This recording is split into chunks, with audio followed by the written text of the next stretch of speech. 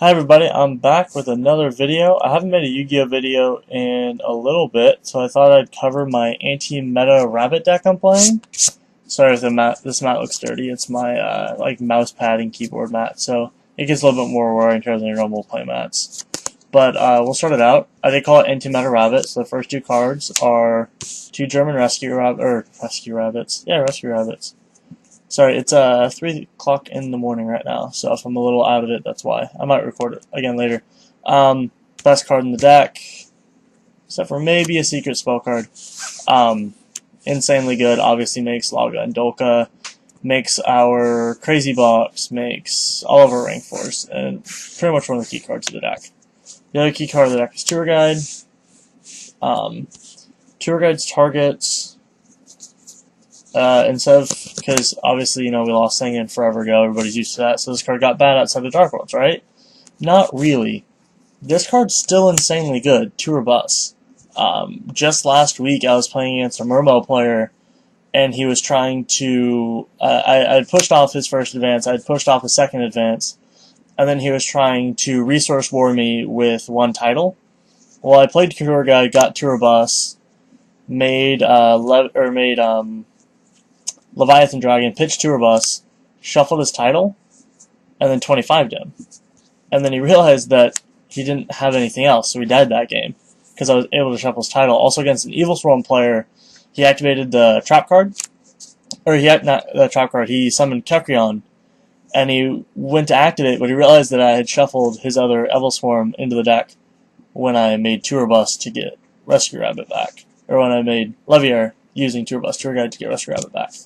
So the card's actually really good because a lot of people are trying to abuse their graveyards. Not only that, it can recycle one of your vanillas, so you'll have another 2 targets left in the deck. So say you get Rescue Rabbit and you grab 2 Cobblezoles, you use one of the materials, you can use Tour Guide and Tour Bus, detach this special rabbit, use Tour Bus effect, shuffle in the other vanilla, and then use Rabbit to get the same 2 vanillas out. So now you're left with 3 19s and no dead 17s in your deck, which is really important. So yeah, like, Tour Bus Tour Guide is insane. I kind of wish I had a little bit better 3s as targets, but we'll get into that later. Still good. Still very much like tech. 2 Thunder King Raihos. They're a little bit worse nowadays, but they just crush some decks. Spellbooks can't really beat them unless they try to run over them. Dragons are okay against, but again, they just get run over a lot of times. But they're still, like, you know, important, especially when you don't want to get crushed. The Troll Monster, 1 Grand Mole, beats every good monster in the game right now, except for that level 7 Murmelic Seed. But even then, you can just, like, play it, make them use the effect, and then, like, Chain Veiler or something. Speaking of which, Double Veiler, really good against a lot of cards. Double Max C, really good against a lot of decks, obvious. Pretty much staples if you're going to call yourself like an anti-meta deck, or even a deck right now. Pretty much you want to run Max Cs. Too much card advantage. The vanillas I've been talking about, obviously 3 Cobblezoles, 3 Sabersaurs. Standard, it's Rabbit. It's still Dino Rabbit. No Fire Fist. I might test it because Bear's coming out affordable super. So, who knows? Maybe I'll try it out. Staples, Book, Heavy, Hole, Reborn. I'm still maining Heavy. I had cited it for a while, but I wanted it back in the main deck, because even Dragons are playing back row, and we have like 1 Dragon player in a meta. But then we have a bunch of like random decks. Fire Fist is actually getting really popular again, so Heavy's really good against them. And I'm playing one of Mind Control. It's really good. Again, it's like against Fire Fist, because you like take their bear, summon a 4 and overlay it, and you just effectively removed their bear and like made a Maestro. Which is good. You can also like take their Big Eye and then gank another monster and then run their Big Eye into something else or whatever. There's like certain plays you can do with it. It's not great, so I've been thinking about cutting it. I'm not sure yet. And the best card in the deck, quote unquote, the secret attack card, is triple main deck Kaiser Coliseum. So if you're not familiar with what this card does, it doesn't surprise me. In a nutshell, it says, if I have one monster, you can't have more than one monster. Or you can't do something to put more than one, to make it so that you have more than one monster. So if if you have no monsters and I have one monster, you can't go like Rabbit, Banish, make 2 guys. Can't do that. You can Banish Rabbit, but it won't summon 2 guys. You can't special summon, normal summon, exceed, anything that would give you an additional guy, more guys than I have. Unfortunately, it doesn't pop monsters already in play, so if I play this and you have 3 and I have 2, it doesn't kill one of yours. But if I remove 2 of yours, or if I remove 1 of yours, you can't play another one. And a really good combo with this is that you can go into a, like Thunder King with a Kaiser Coliseum, and then play Grand Mole, and bounce their guy, and then Grand Mole goes back to your hand, and then Thunder King gets in for damage. And normally they'll just like keep saving face downs. You're like, oh, you only play 1 monster, so you can't get over my guy. If you play a second monster, I'm open to exceed plays. And you just play Grand Mole, and you just bounce their guy, and you attack with Thunder King, and then you bounce the guy, and you attack with Thunder King. Yeah, it's pretty good. It's even better when you have like turn 1 Levier Coliseums or Laga Coliseum set to go.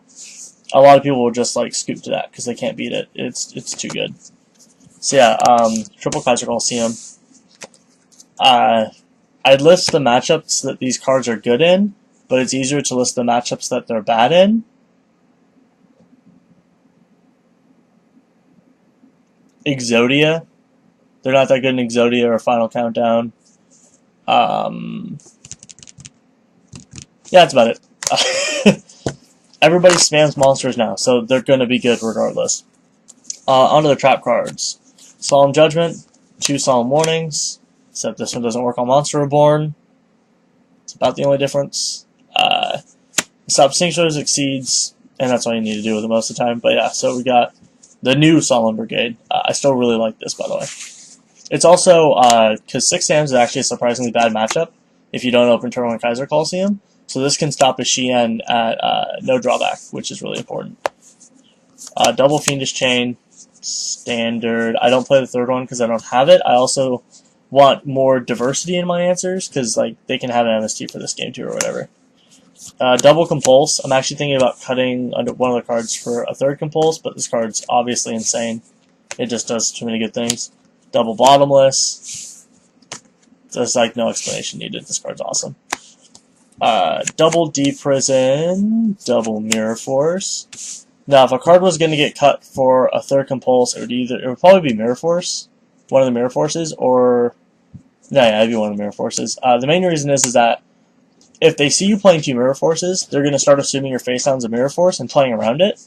If you only have 1 Mirror Force, they never think it's Mirror Force. So it's a little bit of a metagame or a mind game thing. It also Mirror Force is much slower than Compulse is, but Deep Prison also removes. Oddly enough, lead yoke, which is actually becoming a really big issue because this deck can't beat it once it gets to a certain level. For the side deck, we have 1 Gores. It's good against dragons, mermels, anything that just tries to like do big OTK pushes, and even some like the grindy control matches where I need to side out my Kaiser Coliseums because they're not good. Gores comes in if I ever take out Coliseums because a lot of times. I had him in the main, but with Coliseum in your deck, if you don't have a monster, they just won't bother popping your Coliseum, and then you can't Gorse them, obviously. But, so yeah, he comes in against certain OTK decks. Double Kaiku, Spellbooks, Dragons, Macro, I don't know. Spellbooks, Dragons, like, that's all you need. That's what he's there for. I actually sat him in against a Dark World player, because it turned off both his Dark Samog and his Gates, and I got to start removing Graphics from his graveyard and different like targets from his graveyard, which is pretty sweet. Double Lance.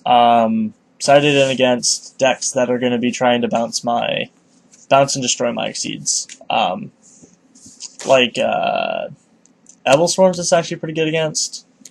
Any like back row deck, Fire Rabbit, or whatever it's called, Rabbit Fists. Double Mind Drain. It's here to beat Valor, Max C, Dragons. That's pretty much it. I don't actually know how good this is against Dragons. I've never actually got to play them in my meta. We have 1 Dragons player, but we have like 3 Spellbook players, which is why I double Curse of Darkness. If you have ever set a turn 1 Curse of Darkness and on their standby phase flipped it, it's the best feeling in the world. at the very least, they need to take 4K to get it off the board, play 3 spellbooks to make Fate Life play Fate, so they paid half their life points just to get this off the board. Not to mention the fact you used a bunch of resources to remove it. And you can probably just kill them, to be honest. Double Mind Crush, good against every deck. Almost every deck has something to reveal. A lot of the times they'll be like, reveal Priestess, crush it. A lot of them don't play Priestess, but even like Secrets for Master, crush Master.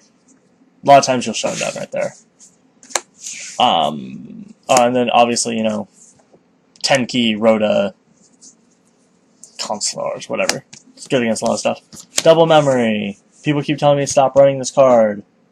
It's a change of heart that protects your monster in the attack step. Yeah, you take damage, but you're going to take damage anyway. Yeah, it's really good.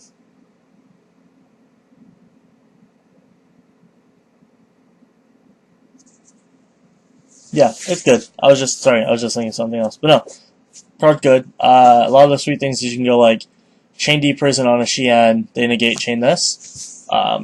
Crushes them. I've taken Draco Sacks before. That's a really good feeling.